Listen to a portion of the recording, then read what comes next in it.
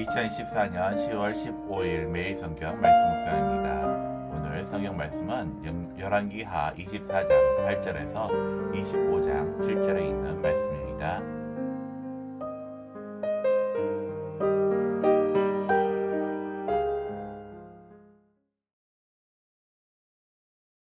여호야긴이 왕이 될 때에 나이가 18세라. 예루살렘에서 석 달간 다스리니라. 그의 어머니 이름은 느후스다요 예루살렘 엘라단의 딸이더라. 여호야긴이 그의 아버지의 모든 행위를 따라서 여호와께서 보시기에 악을 행하였더라. 그때에 바벨론의 왕 느부갓네살의 신복들이 예루살렘에 올라와서 그 성을 애워싸니라. 그의 신복들이 애워쌀 때에 바벨론의 왕 느부갓네살도 그 성에 이르니 유다의 왕 여호야긴이 그의 어머니와 신복과 지도자들과 내시들과 함께 바벨론 왕에게 나아가매 왕이 잡으니 때는 바벨론의 왕 8째 해이라.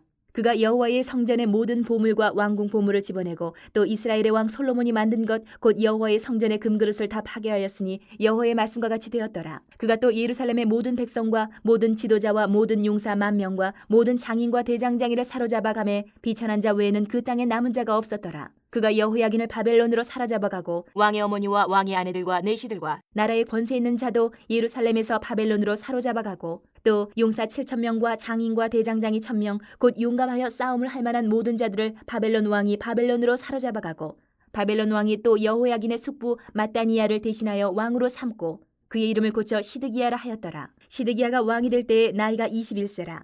예루살렘에서 11년간 다스리니라. 그의 어머니 이름은 하무다리요 림나인 예레미야의 딸이더라. 그가 여호야김의 모든 행위를 따라 여호와 보시기에 악을 행한지라. 여호와께서 예루살렘과 유다를 진노하심이 그들을 그 앞에서 쫓아내실 때까지 이르렀더라. 시드기야가 바벨론 왕을 배반하니라.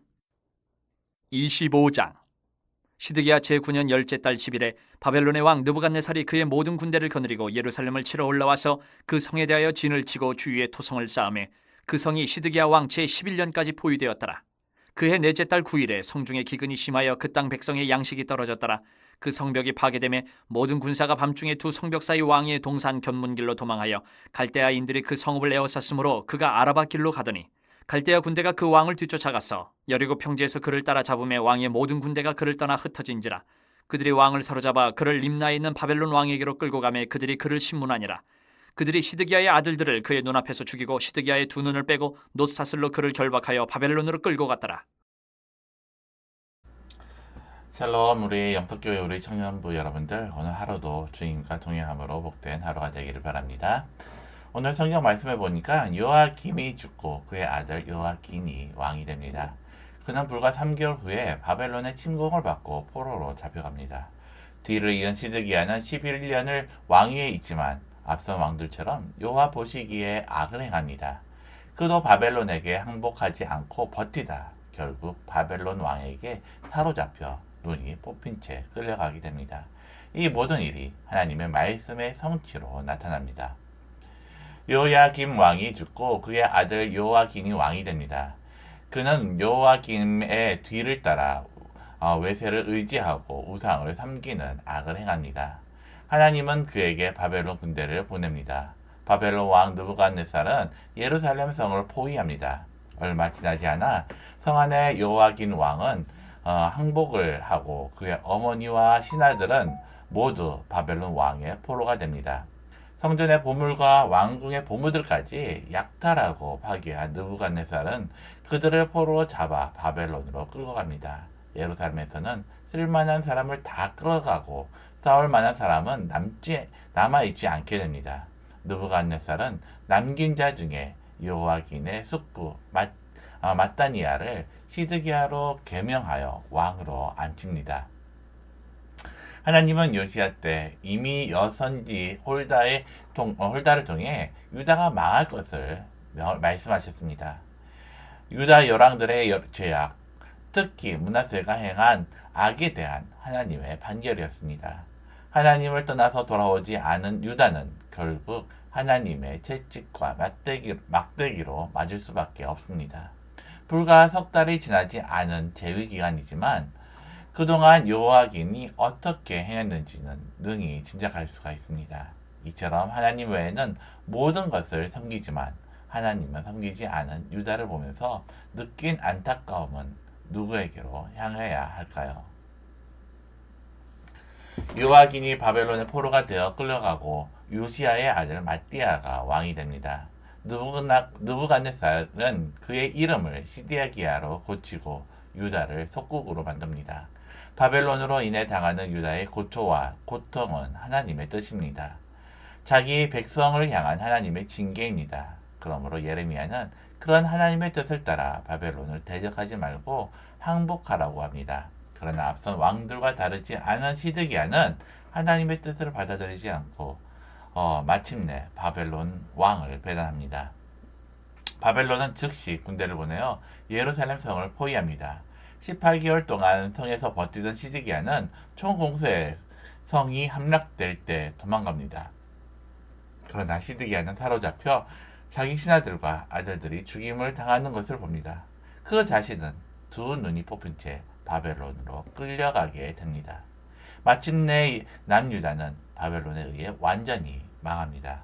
그러나 하나님의 일은 끝이 아닙니다. 북이스라엘이 아수르에 의해 망하고 남유다는 바벨론에 의해 망하는 것도 하나님의 뜻입니다.